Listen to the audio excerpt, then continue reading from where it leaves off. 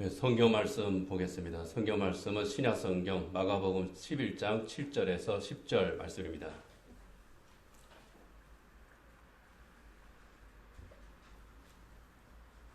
마가복음 11장 7절에서 10절 말씀 제가 읽겠습니다. 하나님께서 주신 말씀입니다.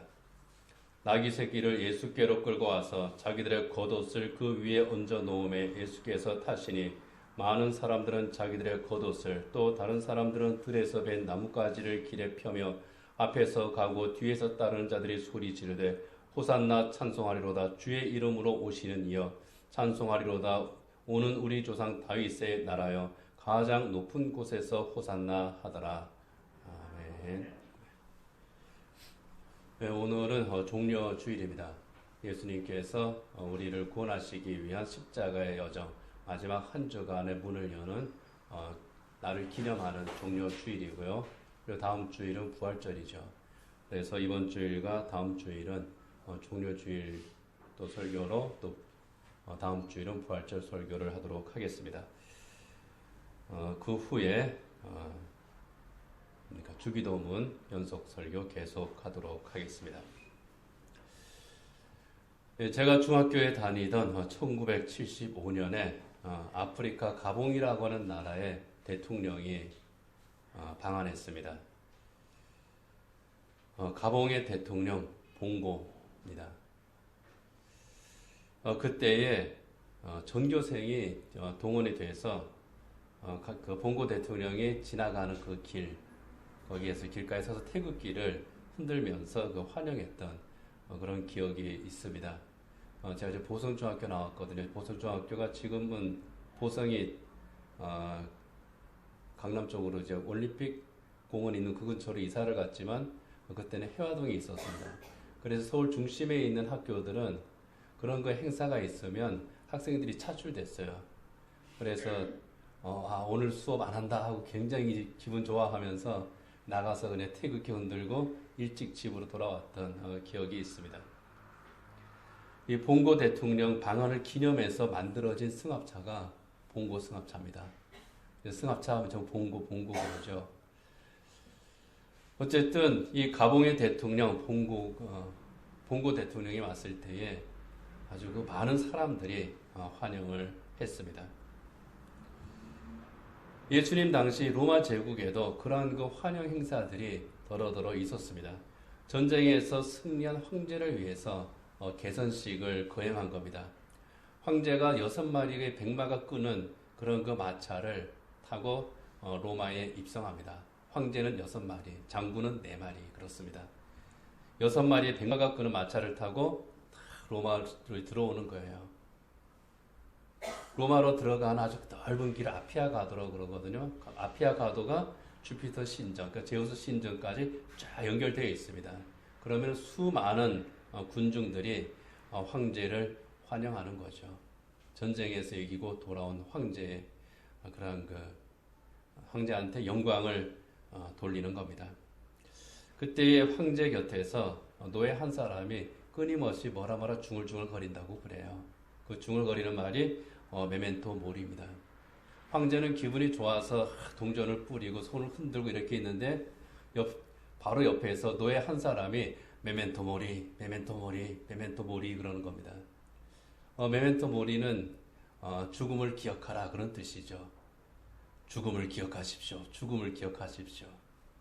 지금 영광을 받고 한껏 들떠 있지만 당신도 죽을 수밖에 없는 연약한 인간입니다. 그거를 기억하라는 겁니다. 현재 영광에 도취되지 말고 겸손해지라 그런 의미로 그 옆에서 계속 메멘토 모리, 메멘토 모리 그렇게 얘기한다고 그래요. 어쨌든 로마 황제의 개선식은 화려했습니다.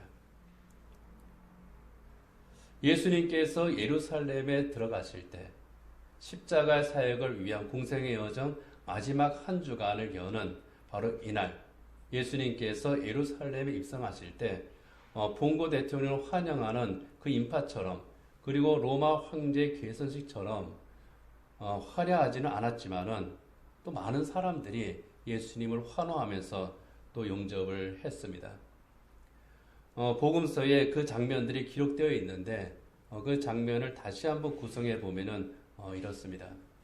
예수님께서 예루살렘 근처에 있는 벳바게 마을 그걸 지나가시면서 제자 중에 두 사람을 보냅니다. 가서 어린 나귀 한 마리를 데리고 와라. 그리고 그 어린 나귀를 타고 예수님께서 예루살렘에 입성을 하시는 겁니다. 예수님께서 예루살렘에 들어가실 때에 수많은 사람들이 예수님을 환영합니다. 자기들의 겉옷을 펼쳐서 예수님 가는 길에 깝니다. 그리고 종려나무 가지를 흔들면서 예수님을 아주 격렬하게 환영합니다.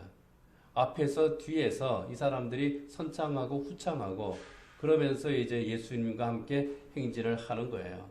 호산나 호산나 하면서 들어가고 있는 겁니다. 마치 개선식을 하는 왕처럼 보였을 겁니다. 로마 황제의 개선식처럼 화려하지는 않지만은 그들에게는 나름 의미 있는 그런 장면이었을 겁니다. 왜냐하면은 유대인의 역사서라고 할 수 있는 그런 그 마카비서에 보면 외경에 들어있는 책입니다. 이 마카비서에 보면은 시몬 마카비라고 하는 사람이 예루살렘에 입성할 때 사람들이 종려나무 가지를 흔들면서 환영했다고 그럽니다. 시몬 마카비는 주전 한 140년경에 그의 자기 형 유다 마카비와 함께 이스라엘의 왕국을 재건했던 사람입니다. 하스모니안 왕국이라고 하는 이스라엘 사람들의 어쩌면 마지막 왕국을 이 두 형제가 세웠어요. 그래서 유대인 독립운동의 영웅으로서 아주 굉장히 추앙을 받는 그러한 사람이 시몬 마카비였습니다. 이 시몬 마카비가 예루살렘에 들어갈 때 사람들이 종려나무 가지를 흔들면서 환영했거든요. 한 100여 년 전에 환영했던 그것을 기억했을지도 모르겠습니다. 그들은 예수님을 향해서 호산나 하고 외쳤습니다. 호산나는 구원하소서 그런 뜻이죠. 찬송하리로다 하는 것은 찬양을 받으소서 그런 뜻입니다. 주의 이름으로 오시는 이는 메시아입니다. 하나님께서 보내시는 이스라엘을 구원하기 위해서 보내시는 메시아입니다. 우리 조상 다윗의 나라는 메시아가 다스리는 이스라엘 왕국, 다시 회복될 마카비 형제가 회복시켰던 그 왕국, 그리고 멀게는 다윗과 솔로몬의 그 영광을 다시 재현해줄 그 이스라엘 왕국을 의미합니다. 그렇기 때문에 이들이 호산나 찬송하리로다 주의 이름으로 오시는 이여 우리 조상 다윗의 나라 이렇게 가장 높은 곳에서 호산나하고 이들이 예수님을 향해서 외쳤던 것은 예수님을 정말 자기들의 왕처럼 그렇게 영접하고 환영하는 그런 행사와 같았다 하는 겁니다. 예수님께서 마카비 형제처럼 이 이스라엘 왕국을 로마의 식민지로부터 해방시키는 정말 구국의 영웅으로 그렇게 생각하면서 왕을 영접하듯이 예수님을 영접하는 겁니다. 우리의 왕이여 하는 거죠.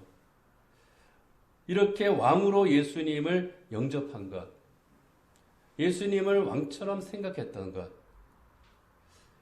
그것은 반은 맞고 반은 틀렸습니다. 예수님께서는 왕으로서 예루살렘에 입성하신 것은 맞습니다. 그러나 그들이 생각했던 것처럼 유대인을 로마로부터 독립시키는 그런 구국의 영웅, 이스라엘 왕국을 재건하는 왕으로서의 메시아는 아니었기 때문입니다. 요한복음 18장 33절 이하에 보면은 총독 빌라도의 법정에서 예수님께서 신문을 받으실 때에 빌라도와 문답하는 내용이 나옵니다. 빌라도가 예수님에게 묻습니다. 네가 유대인의 왕이냐? 예수님이 대답하시죠. 내 나라는 이 세상에 속한 것이 아니다.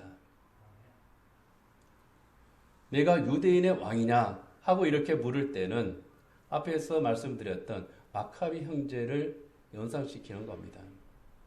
다시 유대인의 나라를 재건하기 위한 그런 그 독립군, 독립투사로서 네가 왔느냐? 그렇게 묻는 거예요. 그런데 예수님께서는 내가 생각하는 그 나라와 내 나라는 다르다. 이 세상에 속한 나라가 아니다. 예수님께서는 유대인의 왕도 아니고 예수님께서 세우시는 나라는 이 세상에 속한 나라도 아니고 오직 하나님의 나라라는 겁니다. 예수님께서 세우시는 그 나라는 십자가 위에 세워지는 나라죠. 그 나라는 영원한 나라입니다. 평화와 정의의 나라입니다. 그 하나님 나라의 왕으로 예수님께서 세상에 오신 겁니다. 그래서 예수님께서는 내 나라는 세상에 속한 것이 아니다. 그리고 나의 왕됨은 너희가 생각하는 그 왕과 다른 것이다. 이사야서 9장 6절에 7절에 보면은 하나님 나라의 왕으로 오시는 예수님에 대해서 이렇게 소개합니다. 이는 한 아기가 우리에게 낳고 한 아들을 우리에게 주신 바 되었는데 그의 어깨에는 정사를 메었고 그의 이름은 기묘자라 모사라 전능하신 하나님이라 영존하시는 아버지라 평강의 왕이라 할 것임이라. 그 정사와 평강의 더함이 무궁하며 또 다윗의 왕좌와 그의 나라에 군림하여 그 나라를 굳게 세우고 지금 이후로 영원히 정의와 공의로 그것을 보존하실 것이라. 만군의 여호와 열심히 이를 이루시리라. 공의의 왕으로 평화의 왕으로 우리 예수님께서 오신다는 겁니다. 영원하고 참된 안식의 나라, 평안의 나라, 이 하나님 나라를 다스리는 그 왕으로서 예수님께서 오셨고 그 나라 백성을 부르기 위한 이 사명의 길을 걸어가신 겁니다. 이를 위해서 예루살렘에 입성하셨고 죄와 사망의 권세를 정복하는 십자가를 지시는 겁니다. 예수님께서 나귀를 타신 왕으로 예루살렘에 입성하신 것은 그런 의미가 있는 거죠. 어떤 면에서 보면은 예수님께서 나귀를 타고 예루살렘에 입성하시는 것은 하나님 나라의 왕으로 즉위하는 대관식의 어떤 서막이라고도 할 수 있을 겁니다. 그런 면에서는 유대인들이 호산나 하고 외친 것은 맞는 겁니다. 그런데 그 대관식 6마리의 백마가 끄는 화려한 개선식이 아니었습니다. 어린 나귀를 타고 입성하시는 어떻게 보면은 참 소박하고 또 어떻게 보면은 초라한 느낌이 들 수도 있는 그런 그 대관식입니다. 좀 기왕이면은 좀 멋있게 들어가시면 좋잖아요. 뭐 마차가 아니면은 또 말이라도 타고 들어가시면은 얼마나 멋지겠습니까? 그런데 나귀를 타고 들어가신 겁니다.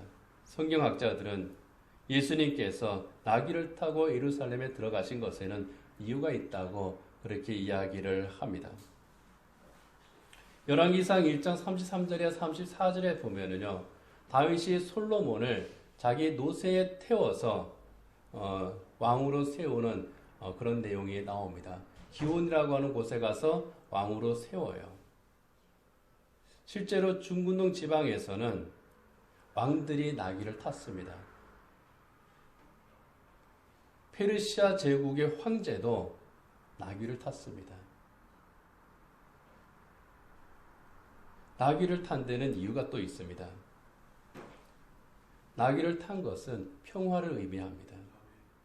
사사기 5장에 보면 여자 사사 두보라와 장군 바락이 가나안과의 전쟁에서 승리한 후에 부르는 노래가 있습니다. 전쟁에서 이긴 다음에 두보라가 이렇게 노래해요. 사사기 5장 9절이야 10절입니다. 내 마음은 이스라엘의 방백을 사모하면 그들이 백성 중에서 즐거이 헌신하였음이니 여호와를 찬송하라. 흰 나귀를 탄 자들, 양탄자에 앉은 자들, 길에 행하는 자들아 전파할지어다. 하나님의 승리와 평화를 전파하라는 겁니다. 흰 나귀를 타는 것은 전쟁이 끝나고 평화가 성취되었음을 의미하는 겁니다. 예수님께서 나귀를 타신 이유는 평화의 왕으로 오셨기 때문인 겁니다. 그리고 스가랴서 9장 9절에 보면은 하나님 나라의 왕으로서 예루살렘에 입성하시는 예수님의 모습을 또 이렇게 묘사를 합니다. 시온에 따라 크게 기뻐할지어다. 시온에 따른 이스라엘 백성입니다. 예루살렘에 따라 즐거이 부를지어다. 보라 내 왕이 내게 임하시나니 그는 공의로우시며 구원을 베푸시며 겸손하여서 나귀를 타시나니 나귀의 작은 것 곧 나귀 새끼니라. 어린 나귀를 타고 겸손한 그 왕이 나귀를 타고 들어오시는 그 모습을 묘사한 겁니다. 십자가의 희생과 섬김으로 구원을 성취하시는 왕으로 오셨기 때문에 나귀를 타신 거죠. 영광을 받기 위해서 예루살렘에 입성하시는 것이 아닙니다. 내가 이 전쟁에서 큰 승리를 거두었다. 그러니 너희는 나를 환영하라. 그렇게 입성하신 것이 아니라는 겁니다. 섬기기 위해서 십자가에서 자기 목숨을 바쳐 우리를 구원하는 그 하나님의 사역, 그 사역에 헌신하기 위해서 예수님께서 오신 거죠. 그래서 겸손하게 나귀를 타신 겁니다. 하나님 나라의 왕이지만 가장 낮은 곳에 오셔서 정말 비천한 가운데 오셔서 우리를 구원하셨기 때문에 나귀를 타고 예루살렘에 입성을 하셨습니다. 그런데 유대인들은 그것을 알지를 못했죠. 왕으로 기대를 했는데 그 왕이 자기들이 원하는 그런 왕이 아니었다는 겁니다. 새로운 이스라엘을 기대했는데 그 이스라엘이 자기들이 기대하는 그 이스라엘 나라와 달랐다는 겁니다. 달랐다는 것을 알았을 때에 그들은 예수님을 배신하게 되죠. 실망했을 수도 있고 또 실망이 크다 보니까 또 분노가 일어났을 수도 있겠습니다. 어쨌든 그들은 예수님께서 예루살렘에 들어오실 때에는 호산나 하며 환영을 하다가 불과 며칠이 지나지 않아서 어떻게 변합니까? 저 예수를 십자가에 못 박아 죽여라. 그렇게 외치는 폭도들이 되고 맙니다. 자기들의 생각과 다르다는 그 이유 하나 때문입니다. 세상의 구주로 오신 하나님의 아들, 하나님 나라의 왕이신 그 예수님을 십자가에 못 박아 죽이는 죄악을 저지르고 맙니다. 그들이 왜 그렇게 되었을까요? 그들의 문제는 무엇이었겠습니까? 오늘 종료주일에 우리 그거를 좀 생각을 해야 되겠습니다. 어느 건축 설계사의 글을 하나 읽었습니다. 건물을 짓기 위해서 설계를 의뢰하는 사람들이 많이 온다는 거예요. 그런데 오는 사람들을 가만히 보니까 다 자기 생각을 가지고 오더라는 겁니다. 당연히 그런 생각을 가지고 있겠죠. 어떤 용도로 쓸 건물인지 거기에 따라서 설계도 달라질 것이니까 자기 생각을 가지고 오는 것은 당연합니다.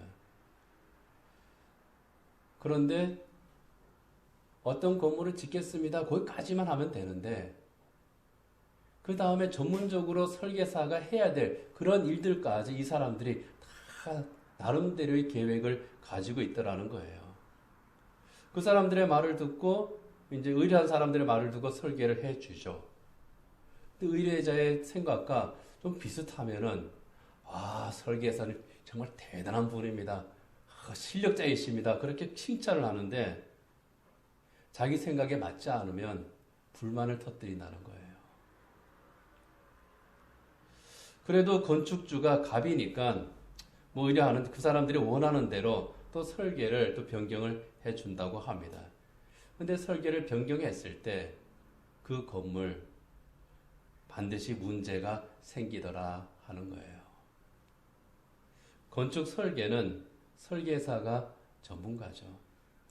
이런 용도로 짓고 싶습니다 하고 쭉 설명을 해줘. 그 다음에 설계사가 그럼 이렇게 공간을 배치하면 되겠습니다 하고 이렇게 해주면 그대로 하면 돼요.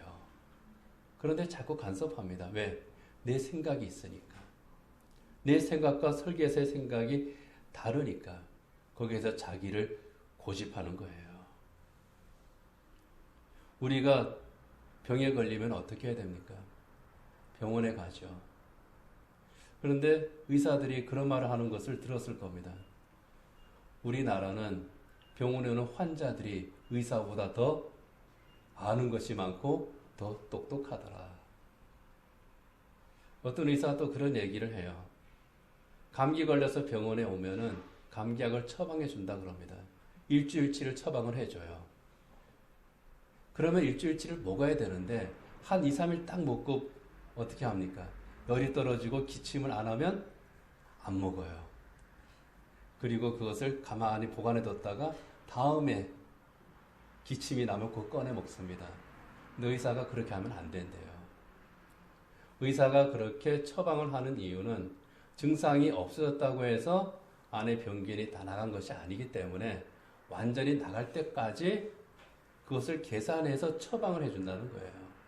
그래서 처방해 주는 대로 따르면 되는데 우리나라 사람들은 의사보다 더 똑똑하고 의사보다 더 전문가여서 말을 안 듣더라. 그래서 병을 키우는 사람들이 많답니다. 병 고치는 거는요, 의사가 전문가예요. 건물 설계는 설계사가 전문가입니다. 거기에다 맡겨야 돼요. 그게 지혜롭습니다. 여기에 유대인들의 잘못이 있는 겁니다. 유대인들은 예수님을 왕으로 영접했어요. 잘한 거잖아요. 성경 말씀이 예언된 대로 성취된 겁니다. 그런데 문제는 구원의 설계자이신, 새 이스라엘의 설계자이신 하나님의 의도를 그들이 몰랐다는 겁니다. 그들의 생각과 달랐다는 거예요. 내 생각과 다르면은 물어봐야 되는데, 그리고 처방에 따라야 되는데, 그렇게 하지를 않았다는 겁니다. 내 생각과 다르다고 해서 불만을 터뜨리고 예수님을 향해서 도발을 한 겁니다. 왕으로 오신 예수님이지만 자기들이 생각한 왕과 달랐을 때에 그것을 인정하고 받아들이지 못한 것, 이것이 그들의 문제였습니다. 설계 전문가가 왜 자기 생각과 다르게 설계를 했는지 알아보려고 하지도 않고 그 이유가 뭔지도 따지지도 않고 이건 내 생각과 달라. 그러니까 어떻게 합니까? 설계자를 바꿔버립니다. 의사를 바꿔버립니다. 그것처럼 예수님을 십자가에 못 박아버린 겁니다. 우리가 생각한 왕이 아니야. 죽이자. 그렇게 되는 거예요. 유대인들이 그런 것처럼 가룟 유다도 자기 생각에 예수님을 맞추려고 했죠. 자기가 가지고 있던 메시아 상이 있습니다. 자기가 가지고 있는 설계도가 있어요. 그런데 예수님께서 보여주시는 그 메시아의 모습이 자기가 생각한 메시아의 모습과 달라요. 예수님의 설계가 달라요. 이건 틀린 거야. 시험에 들었습니다. 큰 죄를 짓고 말지요.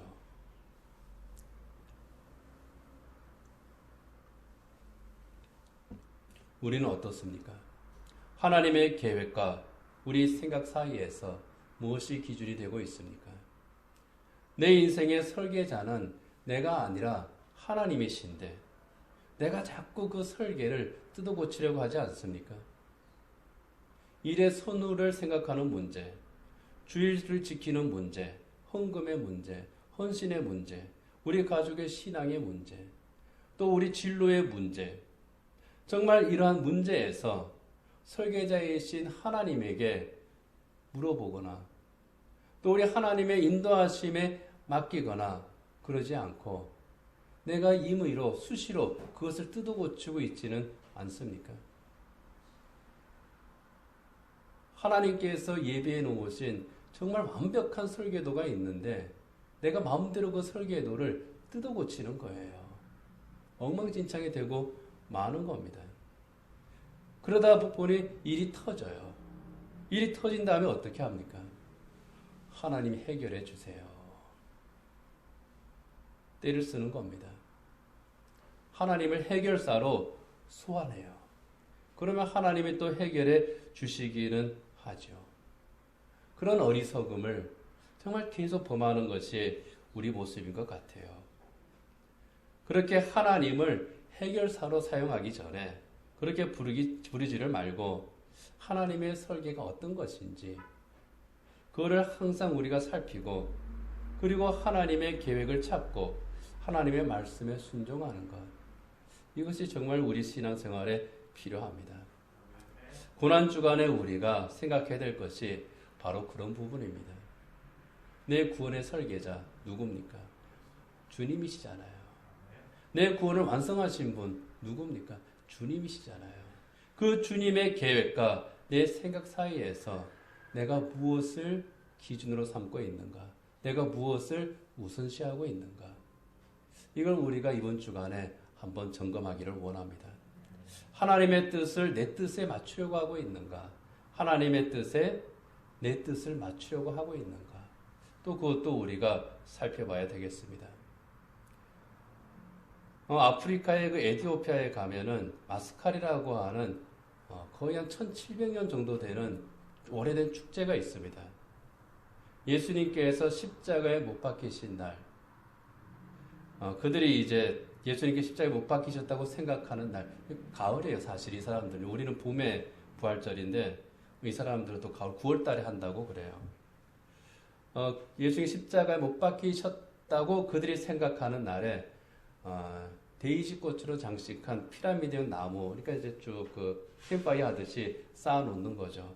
거기에 불을 붙이고 해가 질 때부터 다음날 새벽까지 계속 축제를 벌인다고 그래요. 그게 이제 마스칼이라고 하는 축제인데 마스칼은 십자가라고 하는 뜻입니다.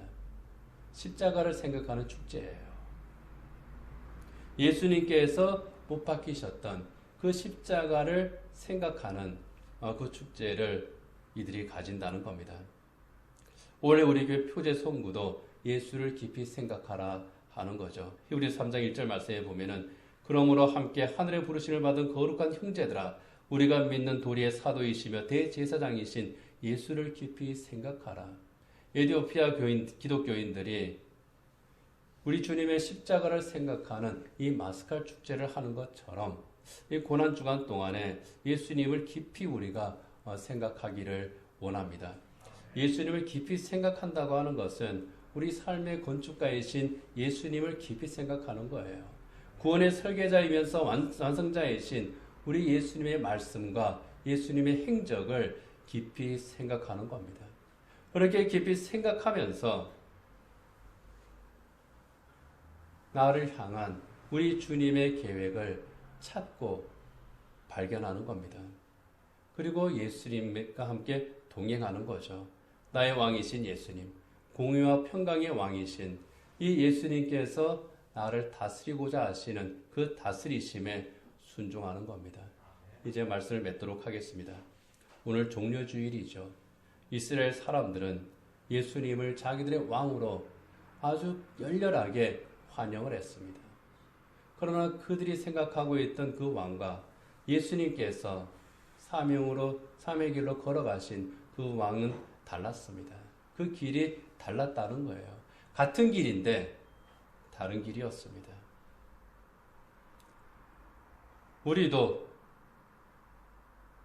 우리가 걸어가는 이 길이 같은 길인지 다른 길인지 한번 우리가 살펴봐야 되겠습니다. 우리를 죄악에서 구원하신 나의 왕이시죠. 공의와 평강의 왕이신 이 예수님께서 걸어가신 십자가의 길을 깊이 묵상하는 그런 주간이 되기를 원합니다. 어떤 마음으로 그 길을 걸어가셨는지 우리가 그것을 묵상하고요. 그렇다면 나는 무엇을 해야 되는가? 나는 어떤 삶을 살아야 하는가? 그것을 찾고 결단하는 겁니다. 이 한 주간, 고난주간 동안에 다른 그 날보다 좀 다른 그런 마음으로 참으로 경건함으로 우리 십자가 예수님을 묵상하기 원합니다. 그 가운데에서 우리를 성찰하고 우리의 믿음을 새롭게 하고 신앙의 큰 유익을 얻는 그런 이 복된 한 주간 되시기를 원합니다. 기도하겠습니다.